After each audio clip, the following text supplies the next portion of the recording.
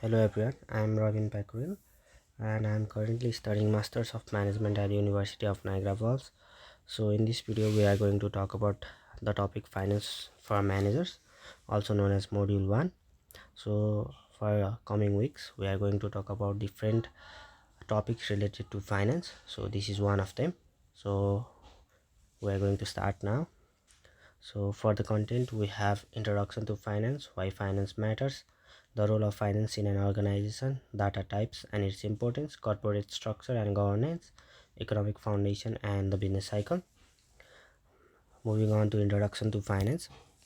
So finance is the study and management of money and the things that have monetary value. So finance help us to analyze the different data and help us to uh, analyze different risks related to the organization and help us to bear the different expected returns that are available in the market. And there are three broad areas of finance. There are business finance, investment, financial market and institutions. So business finance are the finance related to the organizations as a whole. So investment are the product that help us to grow our wealth. And for financial market and institution, they are the firms that oversee the overall financial system. And moving on, we have why finance matters. So finance is the backbone for the management, as it helps the organization to run smoothly, effectively and efficiently.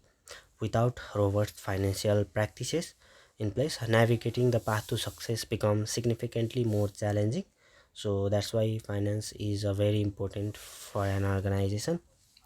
Moving on, we have role of finance in an organization. There are different role of finance in an organization, but the major ones are allocating resources, creating economic forecasts, risk management, financial planning and budgeting. So finance helps the organization to allocate the resources where it is most necessary by utilizing the data that are available. So creating economic forecast. The economic forecasts are created by utilizing the past data and trends. It helps us to oversee what the future will look like and what are the trends that will be in the future. And the next one is risk management. So by the use of the data that are available in the organization, they help the organization to manage the risks and help the organization to bear as much as low loss as possible. And then there is financial planning. The data that are available in the organization as well as the external environment, it helps the organization to plan the finances of an organization, which will be more efficient and effective and helps the organization to grow. And the last one is budgeting. So budgeting is one of the major part or major things for an organization. Budgeting is usually done during the start as well as the business grows. It is usually done quarterly, half yearly or annually as well. So finance helps the organization to budget their resources in an effective and efficient manner. Then we have data types. There are different data types that includes financial reports or statement. Some of the data types for the financial reports or statement are income statement, cash flow statement and balance sheet. So income statement provides a summary of revenue and expenses over a specific period of time, while cash flow statement provides detail about the actual inflow and outflow of cash during a given period of time in the organization. And at last, the balance sheet usually provides information about the current assets, liabilities and equity in the organization for a specific date. So what are the importance of data and technology? So usually organization consists of internal environment and external environment. The internal environment has its own importance of data and the external environment has its own. So the internal environment are the determine financial needs, select the best possible project, make necessary assessment and the importance of data in the external environment are making purchasing decision, finalize investment decision, determine credit decision, setting regulatory decision as well. So moving on, we have corporate structure. Corporate structure can be defined as how authority, responsibilities, and communication flow within the organization. Common form of business organization or corporate structure are sole proprietorship, partnership, corporation, and hybrid. So sole proprietorship are the business owned by single individuals, while partnership refers to the organization that are owned by two or more individuals, and corporation refers to legal entity that are established under the state of law, and it is usually different from sole proprietorship or partnership, as the owner is not included as a company, but company is uh, separated as a legal entity itself. So and then there is hybrid. So hybrid is a combination of sole proprietorship, partnership, and corporation. So hybrid consists of sole proprietorship, partnership, and corporation characteristics mixed up together. So it is known as, that's why it is known as hybrid. And we have corporate governance. Corporate governance refers to the framework of rules and regulations, system and process within and by which authority is exercised and controlled in corporation.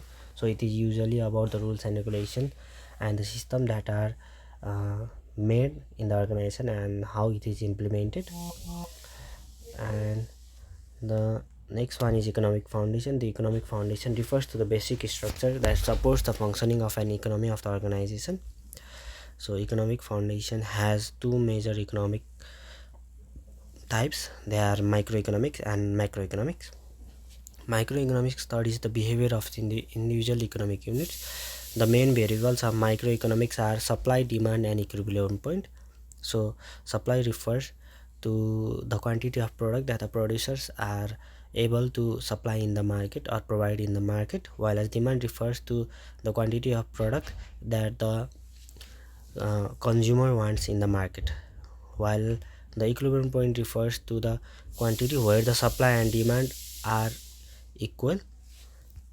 And moving on, we have macroeconomics. It studies the economy as a whole. The main variables of macroeconomics are inflation. Inflation refers to the rise of prices in products uh, and services.